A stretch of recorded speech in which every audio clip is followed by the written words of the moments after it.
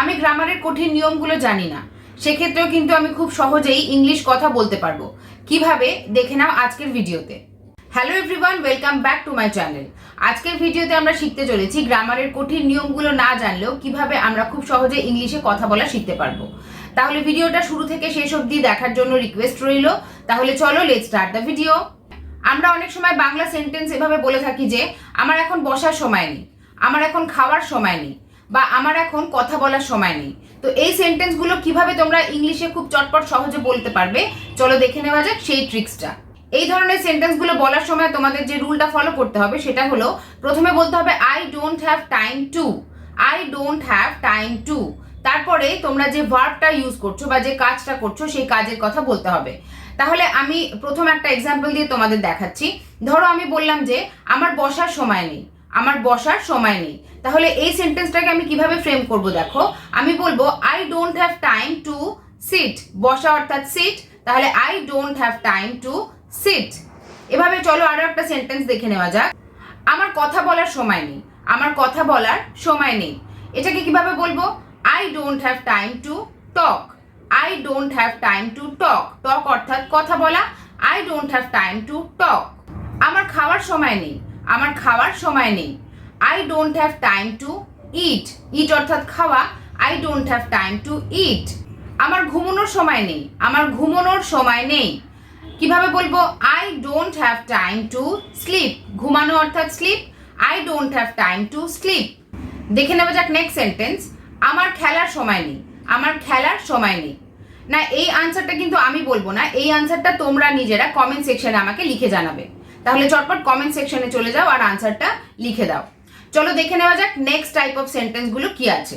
আমরা অনেক সময় বলে থাকি যে বই পড়ার অভ্যেস গড়ে তোলো, বা পয়সা জমানোর অভ্যেস গড়ে তোলো, বা ইংলিশ বলার অভ্যেস গড়ে তোলো। তো এই জাতীয় সেন্টেন্স গুলো কিভাবে ইংলিশে বলতে হবে চলো দেখে নেওয়া যাক সেই উপায়টা। এই জাতীয় সেন্টেন্স গুলো যখন আমরা ইংলিশে বলবো তখন আমাদের বলতে হবে এইভাবে, gate into the habit of, gate into the habit of. তারপরে যে ক্রিয়া বা যে কাজটা করা হচ্ছে সেটা বলতে হবে এবং তার সঙ্গে আইএনজি যোগ করতে হবে, এবং একদম শেষে যে জিনিসটার কথা বলা হচ্ছে সেই জিনিসটাকে আমাকে উল্লেখ করতে হবে। তাহলে চলো একটা আমি এক্সাম্পল তোমাদের দিয়ে দেখাই, তাহলে বুঝতে পারবে বিষয়টা। যেমন ধরো আমি যদি বলি যে পয়সা জমানোর অভ্যেস গড়ে তোলো, বা পয়সা জমানোর অভ্যেস তৈরি করো, তাহলে এটাকে আমরা ইংলিশে কিভাবে বলবো? Gate into the habit of, জমানো ইংলিশ হচ্ছে সেভ, তার সঙ্গে আইএনজি যোগ করতে হবে অর্থাৎ সেভিং, আর কি জমাবো? পয়সা জমাবো, তাহলে money. Get into the habit of saving money, get into the habit of saving money. চলো নেক্সট দেখে নেওয়া যাক। বই পড়ার অভ্যেস গড়ে তোলো বা বই পড়ার অভ্যেস তৈরি করো, তাহলে কিভাবে বলবো? Gate into the habit of, পড়া অর্থাৎ রিড, তার সঙ্গে আইএনজি যোগ করব, gate into the habit of reading books, gate into the habit of reading books. Next দেখো, ইংলিশ বলার অভ্যেস তৈরি করো বা ইংলিশ বলার অভ্যেস গড়ে তোলো, কিভাবে বলবো? Gate into the habit of speaking English, speak অর্থাৎ বলা, তার সঙ্গে আইএনজি যোগ করলাম, তাহলে gate into the habit of speaking English, gate into the habit of speaking English. চলো নেক্সট দেখে নেওয়া যাক। সকালে ঘুম থেকে ওঠার অভ্যেস তৈরি করো বা সকালে ঘুম থেকে ওঠার অভ্যেস গড়ে তোলো, কিভাবে বলবো? Gate into the habit of getting up early in the morning, gate into the habit of ঘুম থেকে ওঠা অর্থাৎ গেট আপ, তাহলে তার সঙ্গে আইএনজি যোগ করছি, getting up early in the morning, gate into the habit of getting up early in the morning. পরিশ্রম করার অভ্যেস গড়ে তোলো, পরিশ্রম করার অভ্যেস গড়ে তোলো, কিভাবে বলবো? Gate into the habit of working hard, gate into the habit of working hard, work hard অর্থাৎ পরিশ্রম করা, তাহলে gate into the habit of working hard. Next sentence হলো ব্যায়াম করার অভ্যেস তৈরি করো বা ব্যায়াম করার অভ্যেস গড়ে তোলো, কিভাবে বলবো? Gate into the habit of doing exercise, gate into the habit of doing exercise. তাহলে চলো এবার দেখে নেওয়া যাক নেক্সট ক্যাটাগরি সেন্টেন্স গুলো কি আছে। অনেক সময় আমরা বলে থাকি আমাকে কিছু কাজ করতে হবে, অর্থাৎ ধরো আমাকে দেখতে হবে, বা আমাকে খেতে হবে, বা আমাকে যেতে হবে, বা আমাকে বসতে হবে। এই জাতীয় সেন্টেন্স গুলো কিভাবে বলতে হবে চলো দেখে নেওয়া যাক। এই ধরনের সেন্টেন্স গুলো তৈরি করার সময় I have two, I have two, তারপরে যে কাজটা আমরা করছি সেই কাজের কথা বলতে হবে। তাহলে চলো আমি এক্সাম্পল দিয়ে বিষয়টা বোঝালে বুঝতে পারবে তোমরা। যেমন যদি আমি বলি যে আমাকে বসতে হবে, আই হ্যাভ টু, বসা হচ্ছে সিট, তাহলে I have to sit. Next sentence দেখো, আমাকে খেতে হবে, I have to eat, I have to eat. Next দেখো, আমাকে জিজ্ঞাসা করতে হবে, আমাকে জিজ্ঞাসা করতে হবে, জিজ্ঞাসা করা অর্থাৎ আস্ক, তাহলে I have to ask, I have to ask. Next দেখো, আমাকে ঘুমোতে হবে, ঘুমোনো অর্থাৎ sleep, I have to sleep, I have to sleep. আমাকে যেতে হবে, আই হ্যাভ টু গো, যাওয়া অর্থাৎ go, I have to go. আরেকটা সেন্টেন্স দেখো, আমাকে পড়তে হবে, পড়া অর্থাৎ রিড, তাহলে I have to read, I have to read. এবার একটা সেন্টেন্স তোমাদের জন্য, আমাকে খেলতে হবে, আমাকে খেলতে হবে, এটার ইংলিশ কি হবে চটপট কমেন্ট সেকশনে আমাকে উত্তর লিখে জানাও। চলো দেখে নেওয়া যাক নেক্সট ক্যাটাগরি সেন্টেন্সগুলো কি আছে। অনেক সময় আমাদের কোনো একটা কিছু করতে ইচ্ছা করছে, তো সেই সময় কিভাবে সেটা ইংলিশে আমরা এক্সপ্রেস করব, চলো শিখে নেওয়া যাক। যেমন ধরো আমরা অনেক সময় বলি আমার আইসক্রিম খেতে ইচ্ছা করছে, আমার আইসক্রিম খেতে ইচ্ছা করছে, বা আমার ঘুমোতে ইচ্ছা করছে, আমার ঘুমোতে ইচ্ছা করছে, বা আমার গান গাইতে ইচ্ছা করছে, আমার গান গাইতে ইচ্ছা করছে। তো এইরকম আমাদের কোনো কিছু করতে ইচ্ছা করছে, এইরকম যখন আমরা বোঝাতে চাই সেক্ষেত্রে ইংলিশ সেন্টেন্সগুলো কিভাবে করতে হবে দেখে নাও।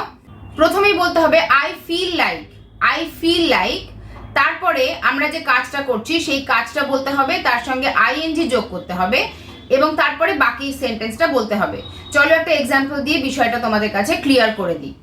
যেমন ধরো যদি আমি বলি আমার ঘুমোতে ইচ্ছা করছে, আমার ঘুমোতে ইচ্ছা করছে, তাহলে এই সেন্টেন্সটাকে আমরা কিভাবে ইংলিশে বলবো, আই ফিল লাইক স্লিপিং, ঘুমোনো অর্থাৎ স্লিপ, তার সঙ্গে I N G, I feel like sleeping. Next দেখো, আমার আইসক্রিম খেতে ইচ্ছা করছে, আমার আইসক্রিম খেতে ইচ্ছা করছে, তাহলে I feel like it, eat অর্থাৎ খাওয়া, তার সঙ্গে আইএনজি যোগ করলাম, আই ফিল লাইক ইটিং, কি খেতে ইচ্ছা করছে, আইসক্রিম, তাহলে I feel like eating ice cream, I feel like eating ice cream. আরেকটা সেন্টেন্স দেখো, আমার তোমার সাথে দেখা করার ইচ্ছা হচ্ছে, আমার তোমার সাথে দেখা করার ইচ্ছা হচ্ছে, আই ফিল লাইক, দেখা করা অর্থাৎ মিট, তার সঙ্গে আইএনজি, তাহলে I feel like meeting you, I feel like meeting you.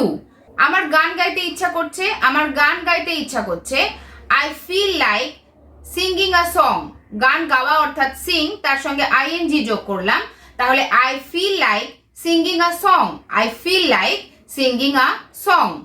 Next দেখো, আমার গাড়ি চালাতে ইচ্ছা করছে, আমার গাড়ি চালাতে ইচ্ছা করছে, I feel like driving the car, গাড়ি চালানো ড্রাইভ, তার সঙ্গে আইএনজি, তাহলে I feel like driving the car, I feel like driving the car. চলো দেখে নেওয়া যাক নেক্সট ক্যাটাগরি সেন্টেন্সগুলো কি আছে। অনেক সময় আমরা বলে থাকি এখন খাওয়ার সময়, বা এখন যাওয়ার সময়, বা এখন ঘুমানোর সময়। তো এই জাতীয় সেন্টেন্সগুলো কিভাবে ইংলিশে বলতে হবে তার একটা কৌশল আছে, চলো শিখে নেওয়া যাক। এই ধরনের সেন্টেন্সগুলো বলতে গেলে প্রথমেই আমাকে it's time to, it's time to এভাবে শুরু করতে হবে এবং তারপরে যে কাজটা আমরা করছি সেই কাজের কথা বলতে হবে, তাহলে সেন্টেন্সটা তৈরি হয়ে যাবে। একটা এক্সাম্পল দিলে বিষয়টা ক্লিয়ার হবে। দেখো এক্সাম্পলটা আমি বলছি, এখন ঘুমানোর সময়, এখন ঘুমানোর সময়, it's time to slip, it's time to, ঘুমানো হচ্ছে স্লিপ, তাহলে ইটস টাইম টু স্লিপ।